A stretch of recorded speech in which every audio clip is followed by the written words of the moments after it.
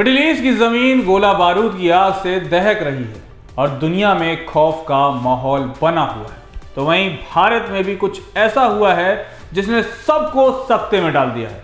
रातों रात ऐसा फेरबदल हुआ कि भारत की राजनीति में भूचाल आ गया और जिसके बाद ये कयास लगाए जाने लगी हैं कि क्या भारत भी युद्ध की दहलीज पर खड़ा हो गया है और अचानक रातों रात इतना बड़ा बदलाव करने की क्या जरूरत आन पड़ी। तो चलिए जानते हैं उस फेरबदल की हर उस परत को जो शायद अभी तक सभी की नजरों से बची हुई थी।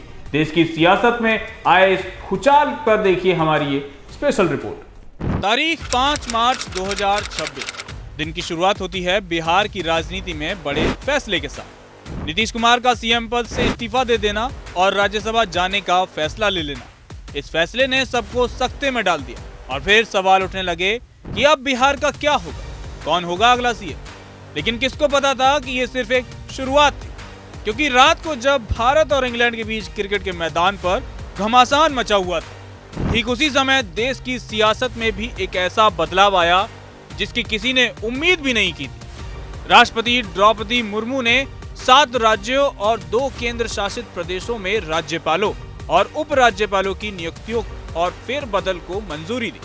लेकिन इस फेरबदल की टाइमिंग ने राजनीतिक हलकों में कई सवाल खड़े कर दिए हैं, क्योंकि जिन राज्यों में बदलाव हुआ है उनमें से कई ऐसे हैं जहां कुछ ही महीनों में विधानसभा चुनाव होने वाले हैं।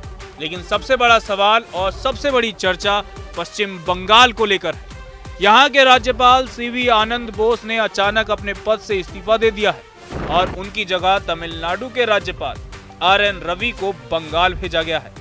दिलचस्प बात यह है कि तमिलनाडु में राज्यपाल रहते हुए आर.एन. रवि का टकराव कई बार मुख्यमंत्री एम.के. स्टालिन की सरकार से देखने को मिला था।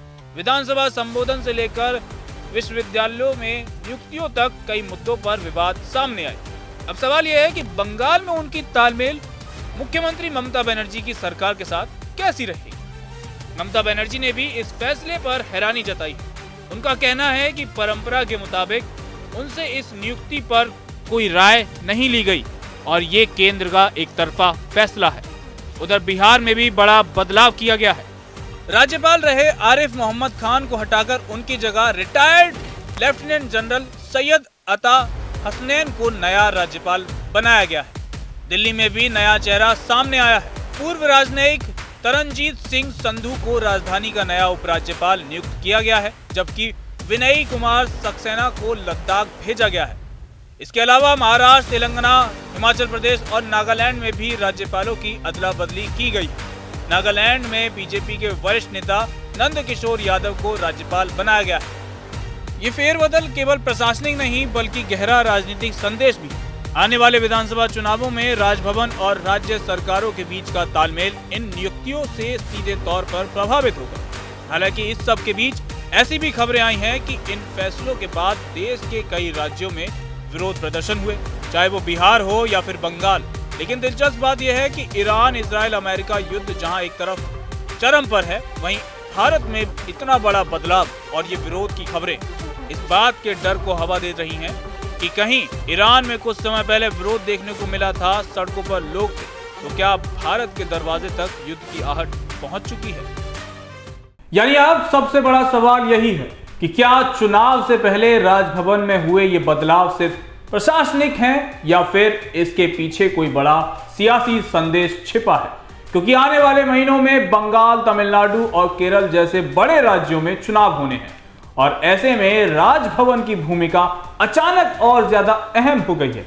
तो क्या ये सिर्फ फेरबदल है या चुनाव से पहले सियासत की नई बिसात बिछाई जा रही है? और क्या इस बदलाव के बाद भारत में कुछ बड़ा होने वाला है? आपको क्या लगता है? अपनी राय हमें कमेंट सेक्शन में जरूर बताएं। कैमरे के पीछे मेरे सहयोगी वाहिद हैं, मेरा नाम तरुण है। जनतंत्र टीवी पर खबरों का सिलसिला यूं ही जारी रहेगा।